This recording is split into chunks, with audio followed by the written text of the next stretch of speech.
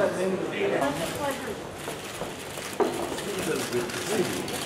to see you, Assistant Secretary. Yes, of course.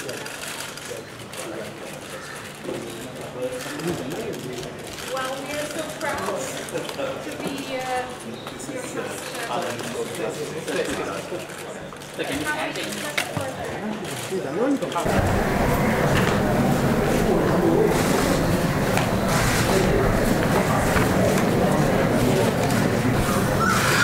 Good morning, ladies and gentlemen. I have just concluded discussions with Ms. Nisha Biswal, Assistant Secretary of State for South and Central Asia, and Mr. Tom Malinowski, Assistant Secretary for Democracy, Human Rights, and Labor of the U.S. State Department. I also welcomed Ambassador Atul Keshav, who just assumed duties as the United States Ambassador to Sri Lanka. We have continued the dialogue that began following the election of President Sirisena in January and my appointment as Foreign Minister then. During our previous meetings and following my visit to Washington in February this year, we agreed to rebuild our multifaceted bilateral relationship. Several new areas of cooperation were identified during the very successful visit of Secretary Kerry to Colombo in May this year. Our discussions today focused on follow-up on those understandings and on working towards even closer and tangible links. We discussed steps taken by the government of President Maithripala Sirisena to promote reconciliation and to strengthen the rule of law as part of our government's overall objective of ensuring good governance, respect for human rights, and strengthening our economy. In keeping with the specific pledge in President Maithripala Sirisena's manifesto of January 2015, and now that we have achieved political stability through one of the most free and fair elections held in this country, I outline measures being taken to address concerns regarding alleged human rights violations, including through independent domestic mechanisms. We have agreed on prioritizing closer economic cooperation. The United States is Sri Lanka's single largest export market. 23% of our total exports enter the US market. We want to enhance our trade and business relations and encourage more US investors to take advantage of the economic opportunities in Sri Lanka. We look forward to regular high-level interactions at all levels, reflecting the current trajectory in the US-Sri Lanka relationship. Later today, Assistant Secretary Biswal will call on President Sirisena and on Prime Minister Ranil Wickremesinghe. I wish Assistant Secretary Biswal and Assistant Secretary for Democracy, Human Rights and Labor, Tom Malinowski, and the delegation a very pleasant stay here in Sri Lanka. Thank you.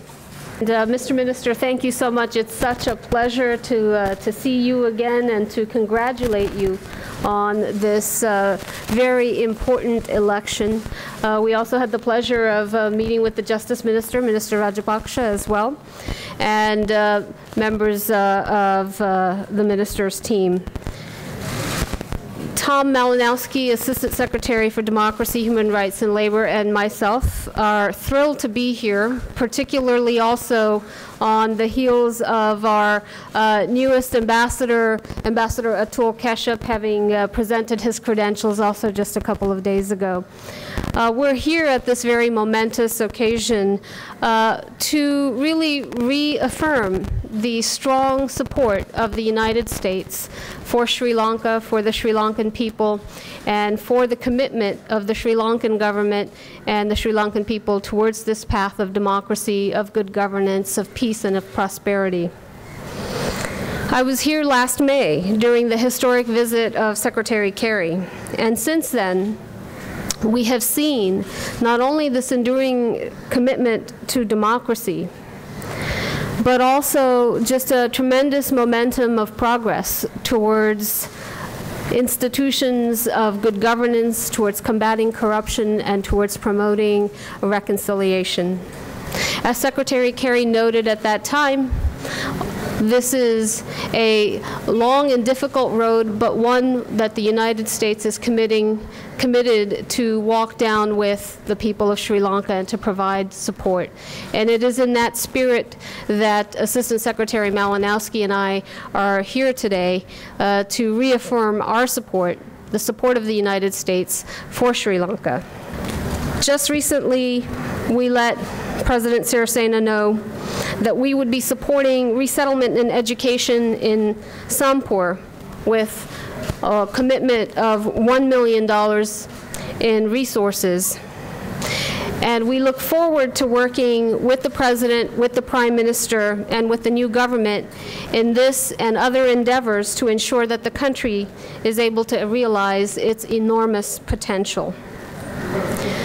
During this visit, we will have an opportunity to meet with senior leaders, with political party and civil society leaders, and with the private sector in the spirit of that partnership. And I simply want to, at this moment, say that we are incredibly proud of the journey that is being undertaken here. The story that is unfolding in this great country is one that stands as a testament to the rest of the world. Thank you. Let me now turn to Assistant Secretary Malinowski. It's been a great honor and pleasure for me to come back to Sri Lanka and to see you and to see the formation of this new government and all of the hope and promise that it represents. In just the short time since I was here last, and in the shorter time since Secretary of State Kerry was here, we have seen steady progress towards the forward-looking agenda that this government has set, and it has been heartening to people all around the world. With the most recent example, of course, of the election, another promise made that was kept. What is most important to us is the message that the people of Sri Lanka have sent. Twice now this year, the people of Sri Lanka, north, south, east, and west, have told us that they support change. Twice now, they have voted north, south, east, and west for the rule of law, against impunity, for reconciliation, for building this country, developing this country for everyone, and against the politics of ethnic and religious division, against extremism on both sides.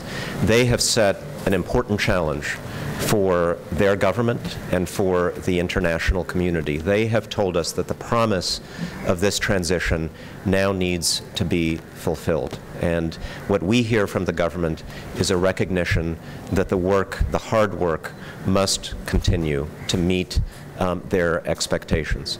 We recognize that some of the choices ahead are going to be difficult. We recognize that this process is going to take time. Nobody expects miracles. But we do see an extraordinary opportunity so long as the forward momentum is sustained. We also see in the United States an extraordinary responsibility to support this process. So long as the government of Sri Lanka keeps making courageous decisions, the United States will stand by its side and provide the support that is needed to keep this process going forward until Sri Lanka succeeds in every respect in terms of security, economic development, democracy, and playing its rightful role as a respected leader on the world stage. Thank you very much.